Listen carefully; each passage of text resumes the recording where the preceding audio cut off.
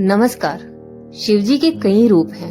कभी वे भोले भंडारी हैं तो कभी महाकाल, लेकिन उनका एक रूप ऐसा भी है जिसे देखकर स्वयं काल भी थरथर कांपता है। जी हाँ, हम बात कर रहे हैं बाबा काल भैरव की। आखिर महादेव को इतना क्रोध क्यों आया कि उन्हें काल भैरव बनना पड़ा? आइए जानते हैं काल भैरव के जन्म की यह रौद्र कथा। बात उस समय की है जब ब्रह्मा, विष्णु और महेश के बीच इस बात को लेकर विवाद छिड़ गया कि तीनों में सबसे श्रेष्ठ कौन है।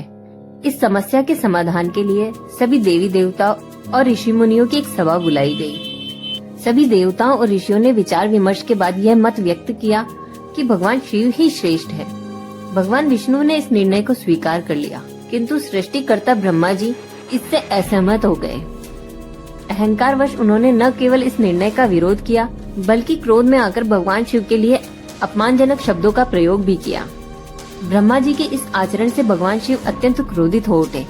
शिव का क्रोध इतना प्रचंड था कि उसी क्षण उनके शरीर से एक तेजस्वी और विकराल शक्ति प्रकट हुई, जो स्वयं काल का प्रतिनिधित्व कर रही थी।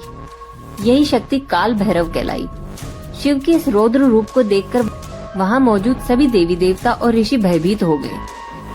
उत्पत्ति के बाद काल भैरव ने ब्रह्मा जी के अहंकार को नष्ट करने के लिए अपने नाखून से उनके 5 मुख में से एक मुख को धड़ से अलग कर दिया। इस घटना के बाद से ब्रह्मा जी के 4 मुख ही रह गए। ब्रह्मा जी का अहंकार एक पल में चकनाचूर हो गया। देवता थरथर कांपने लगे। ब्रह्मा जी ने अपनी गलती मानी और शिव जी से माफी मांगी, लेकिन ब्रह्मा जी का सर काटने के कारण काल भैरव पर ब्रह्म हत्या का पाप लग गया। वह कटा हुआ सर भैरव जी के हाथ से ही चिपक गया। पाप से मुक्ति पाने के लिए काल भैरव तीनों लोकों में भटके, लेकिन सिर हाथ से अलग नहीं हुआ। अंत में वे शिव जी की नगरी काशी पहुँचे। जैसे ही उन्होंने काशी में कदम रखा, ब्रह्म हत्या का पाप मुक्त हो गया और वह सिर उनके हाथ से छूटकर गिर गया। जहाँ वह सिर गिरा, वह जगह आज भी कपाल मोचन तीर्थ कहलाती है। मुक्ति मिलने पर भगवान शिव ने काल भैरव को उसी स्थान पर रहकर तपस्या करने और काशी नगरी का कोतवाल बनने का आदेश दिया और कहा, आज से तुम काशी के कोतवाल कहलाओगे। काशी में मेरी पूजा से पहले भक्तों को तुम्हारी पूजा करनी होगी।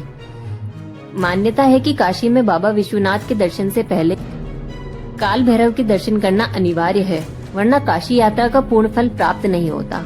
अगर ये कथा अच्छी लगी हो तो कमेंट में हर हर महादेव लिखें और चैनल को सब्सक्राइब करें।